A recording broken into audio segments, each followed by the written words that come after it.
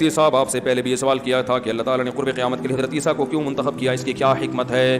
حضرت عیسیٰ علیہ دیکھو پیغمبروں کو جو معجزے ملتے ہیں وہ اسی زمانے کے حساب سے ملتے ہیں. ہمارے نبی کا معجزہ قرآن بلاغت، کیونکہ نبی کے دور میں فصاحت و بلاغت بہت تھی، شاعری بہت تھی نا، تو عرب بلاغت سمجھ سکتے تھے کہ فصاحت و بلاغت کسے کہتے ہیں. لہذا اللہ نے قرآن نازل کر کے چیلنج کیا کہ ایسا کلام لے کر آؤ.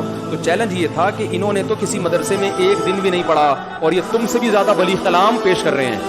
تو عرب کی سمجھ میں آ گیا یار یہ وہ خود شاعر تھے نا، انہوں نے گواہی دی بھائی یہ انسان کا کلام نہیں ہو سکتا، کسی اور کے سامنے پیش کیا جاتا، اس بیچارے کو بلاغت کا کیا پتا کہ بلاغت کیا ہوتی ہے. تو جو پیغمبر جس زمانے میں معجزہ لے کر آتا ہے نا وہ اسی زمانے کے حساب سے. موسیٰ علیہ السلام کے دور میں جادوگروں کا دور تھا، تو اللہ نے حضرت موسیٰ کو ایسے معجزے دیے جو جادوگروں نے گواہی دی کہ یہ جادو نہیں ہے. جادوگروں کا دور تھا نا، سانپ بنانا یہ کرنا، تو اللہ نے موسیٰ علیہ السلام کو کہا لاٹھی سے سانپ بناؤ. جادوگر حیران ہو گئے، یار ہم جو رسی سے سانپ بناتے ہیں وہ تو دیکھنے میں سانپ ہوتا ہے، حقیقت میں نہیں بنتا، یہ تو واقعی لاٹھی سے کیا بنا رہے ہیں، سانپ. ایمان لے آئے سارے کے سارے. تو ان کے لیے جادو اور معجزے میں فرق کرنا کیا تھا؟ آسان. جس کو جادو کا نہیں پتا اس کے لیے جادو اور معجزے میں فرق کرنا بولو بھائی مشکل. تو اس لیے اللہ نے موسیٰ علیہ السلام کو ایسے معجزے دیے جو اس زمانے کے لحاظ سے بہترین تھے. تو حضرت عیسیٰ جو قرب قیامت میں نازل ہوں گے اس کی ایک حکمت یہ بھی بیان کی جاتی ہے کہ قرب قیامت میں سائنس اور ٹیکنالوجی اپنی عروج پر ہوگی، انتہا پر ہوگی، سمجھ رہے ہو نا، اور میڈیکل سائنس انتہا پر ہوگی. اور میڈیکل سائنس یہ بات مانتی ہے کہ کچھ بھی کر لو مردے کو زندہ بولو بھائی نہیں کیا جا سکتا.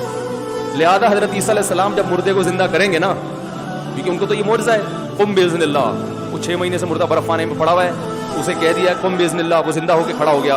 تو میڈیکل سائنس گواہی دے گی کہ یہ انسان کے بس میں نہیں ہے، کوئی خدا ہے جو ان کے ہاتھ سے یہ کام بولو بھائی کر رہا ہے. دیکھو اگر موسیٰ علیہ السلام آئے اور لاٹھی کو سانپ بنائے نا تو بہت سے لوگ کہہ دیں گے یار کوئی شعبدہ، کوئی معاذ اللہ کوئی جادو ہوگا، کہہ سکتے ہیں نا آج لوگ، کہ ہر آدمی تھوڑی جادو کی حقیقت سمجھتا ہے. لیکن میڈیکل سائنس تو اب سب سمجھ رہے ہیں، ساری دنیا کے ڈاکٹر وہ گواہی دیں گے. پھر وہ جو مٹی کا پرندہ بنایا اور اس میں پھونک ماری اور وہ اڑنا شروع ہو گیا، میڈیکل یہ ممکن ہے؟ ڈاکٹر کہے گا بھائی یہ تو اگر پرندہ بنانا بھی ہے تو پرندے ہی کے جینز کوئی سیل لینا پڑے گا، اسے کسی دوسرے پرندے کے سیل کے ساتھ کراس کرنا پڑے گا، یہ لمبا چوڑا پروسیس ہے، لیبارٹری میں ہوگا، یہ بھی رومال بچھا کے نہیں ہو سکتا. حضرت عیسیٰ علیہ السلام کہیں گے ٹھیک ہے بھائی لاؤ مٹی لے کر آؤ، کیچڑ دے کر آؤ، ٹھیک ہے نا. اس سے کبوتر کی شکل بنائی اور بولیں گے کن طیرم باذن اللہ، اللہ کے حکم سے کیا بن جا پرندہ، وہ پورا صحیح سالم کبوتر بن کے اڑنا شروع ہو جائے گا. تو یہ ایسا معجزہ ہوگا جو اس زمانے میں اس کا معجزہ ہونا آسانی سے سمجھ میں آ جائے گا. یہ سائنس کو چیلنج ہوگا.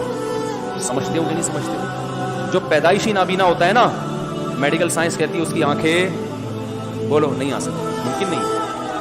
حضرت عیسیٰ علیہ السلام پیدائشی نابینا کے آنکھوں پہ ہاتھ پھیریں گے، اس کی بینائی ہے بھائی، بولتے کیوں نہیں؟ تو یہ کیونکہ جو سائنس تو ہر مذہب میں اکثر سائنٹسٹ ہی مخالفت کرتے ہیں، کہتے ہیں مردے قیامت میں زندہ کیسے ہوں گے، اللہ بتا دیں گے ایسے ہوں گے، ٹھیک ہے نا.